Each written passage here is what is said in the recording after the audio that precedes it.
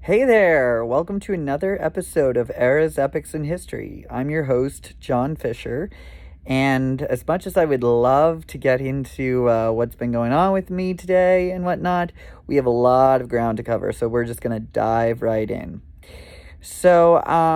We left off with the death of Elizabeth I and how she helped triumph over Ireland and Catholicism.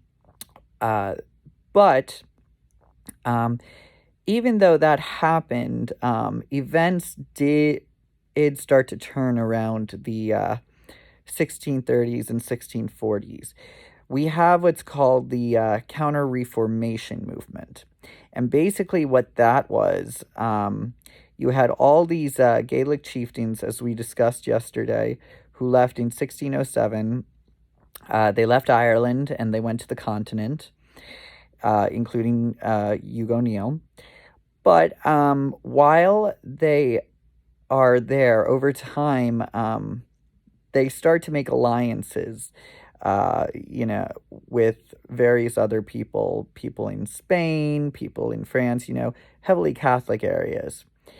And they create this network with these people and also with themselves, to help preserve the Gaelic culture, especially Catholicism, which is the major uniter back in Ireland between the Anglo-Irish aristocracy and the Gaelic Irish. And what ends up happening is you have the sons of these chieftains, uh, who I end up traveling to the continent to join the Continental Army, or who end up going abroad to the continent to study to be priests.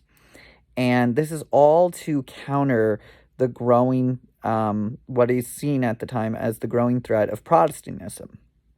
And at this time, this resurgence in the fight against Protestantism, it inspires many Catholics, and it actually leads to a famous rebellion, the 1641 rebellion. And that was an uprising that was planned among a number of chieftains throughout Ireland.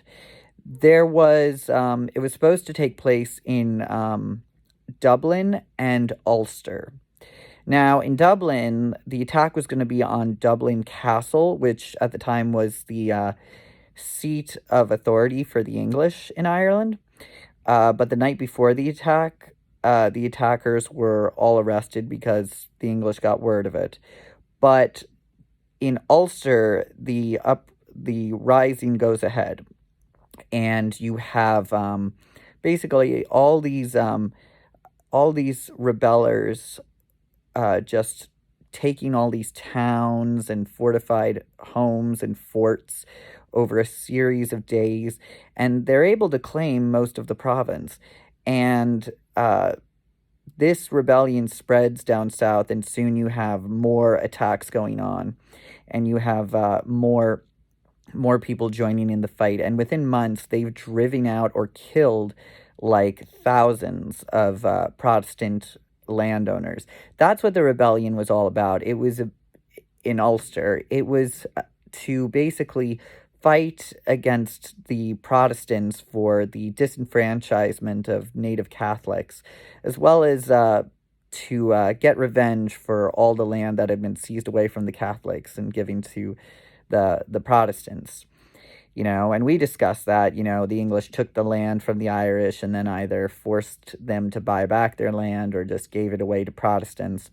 And basically, yeah, so it was a form of revenge, and it happened on October 23rd, 1641, this attack. And about a year later, you actually have a lot of these rebellers come together in Kilkenny and create the Confederation of Kilkenny, which basically became the Irish's own form of government at the time. So they've established this. Now, both Charles I and the English, they wanted to squash the rebellion. And when I say English, I mean English Parliament. So Parliament and Charles I, who is the king at the time, they want to squash this rebellion as fast as possible, but I'm not exactly sure why. But Parliament is distrustworthy of Charles I. They don't see him as a strong king, and they don't really trust him to be able to lead an army. Eventually, the rebellion comes to an end through various events that I won't go into because, uh, yeah, we just don't have the time. But basically, this distrust in Charles I leads to a lot of tension between him and Parliament, and it leads to the English Civil War. And basically, what happens is Parliament passes a bill saying that basically gives it the power to make decisions without having to go through Charles I as king. They try to seize control of the army by telling all the soldiers report to us rather than to Charles I and any other royals. Charles I counters by raising his own army, and this is it. By this time, we're in 1642, by the way. And Charles I, basically, this animosity between Charles I and Parliament divides England, which, again, already has a lot going on because they're already in conflict with the Spanish and the French, very Catholic countries, with their, with its growing popularity of Protestantism and the growing spread of Protestantism. It's up against these Catholic forces. So it's got that to contend with, and that was seen as an opportunity that led to the 1641 rebellion by the Gaelic chieftains. That's why they launched it in 1641. But going back to the English Civil War. So basically, a series of events happen that divide up the country. You have the royalists on Charles I's side, and then you have a number of other people that are behind Parliament. I forget the word for them, but basically, Parliament is growing in power, and eventually, these events all lead up to the arrest, trial, and execution of Charles I in 1649. And when this happens, Parliament, with its newfound power, ends up sending Oliver Cromwell to Ireland the same year in 1649. And so Cromwell arrives, and he has an army of 20,000 men. And Oliver Cromwell is a very controversial figure. There are people in England who laud him, and people in Ireland despise him. Because Cromwell came to Ireland, and he was a ruthless man. He was bent on getting revenge for the atrocities towards the Protestant landowners in the 1641 rebellion. And he and his army, they go after all military opposition. They arrive in August of 1649, and on September 11th, they capture and breach. They breach and capture Drogheda, which was a very fortified town in Ireland, and Cromwell orders all the soldiers in the Irish garrison in Drogheda to be slaughtered. They kill 3,500 people, including women and children. And then next, they go after the garrison in Wexford, which suffers a similar fate. And this is these two events are very substantial because it causes other towns that Cromwell comes to just surrender to him rather than be destroyed. And he eventually leaves Ireland believing that what he's done has helped the Protestants, and it really has, because he also goes after the Catholic Church, and he seizes land from the Catholic Church and destroys them. And destroys the land. And it really signifies the the end of most of the manpower and organization built up by the counter-reformation. So basically, this is very this has a very negative impact on Ireland, and it only gets worse, unfortunately. Under Cromwell, Catholic landowners throughout the country were stripped of their land. They were given other land, but not the same land. And by that I mean they were sent away to Connacht and Clare in the west of Ireland, west of the River Shannon. And there's a phrase, to hell or to Connacht. And basically what that means is no choice. It was only in these two counties that you could be Catholic and own land. All the other all the other counties, there were 26 in all the other counties, you cannot, the landowners are Protestant. And I mean, if you're Catholic, you can still live in these counties. You just can't own land. So it's not like the Protestant plantation where there's a huge population of Protestants. No. But we do see basically this new high-end landowning, upper landowning class emerge as a result.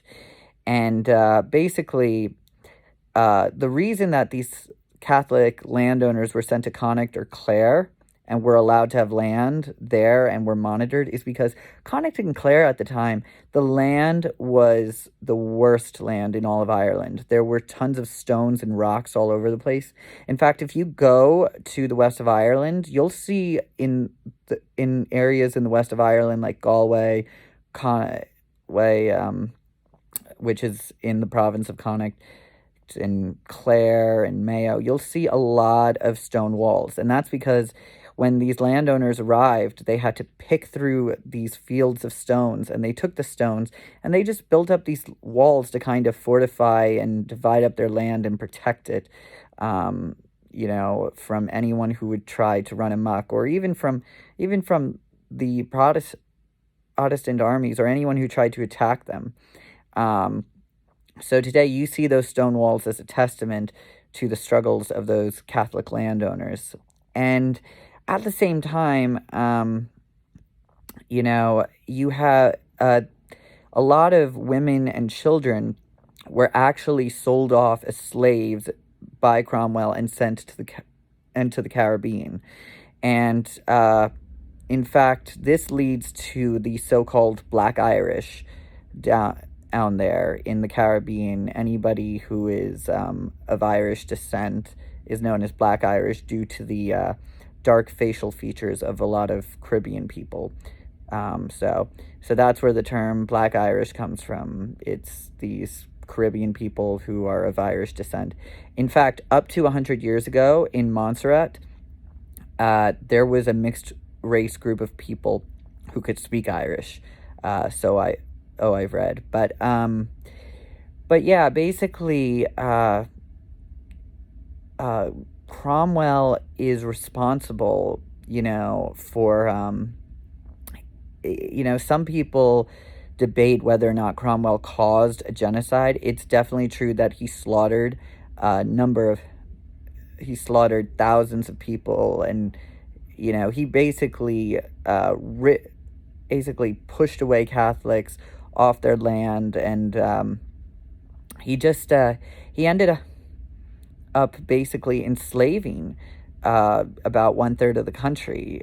I've heard it's 1/3 of the country, and then they say that he killed up to 1/3 of the country as well. So actually, when I said he killed thousands, I mean to say he actually killed millions. And this definitely has an impact on the population of Ireland, that along with selling people off to the Caribbean as slaves. And, we continue going forward from this time to see the Cromwellian campaign have a great negative impact on Ireland for centuries to come. The effects are still felt. So that's it for this video. please, thank you for following me, and if you like this video, please share it. And I'm going to put it on YouTube, Instagram, and Facebook. And I will get, I know not all of the videos are on YouTube yet. I plan to get more of them up on Sunday. So I just wanted to let you know that. Anyway, despite the negative nature of this video in terms of, like, Cromwell and whatnot, I hope you've enjoyed it. And yeah, I'll talk to you tomorrow. Have a good night.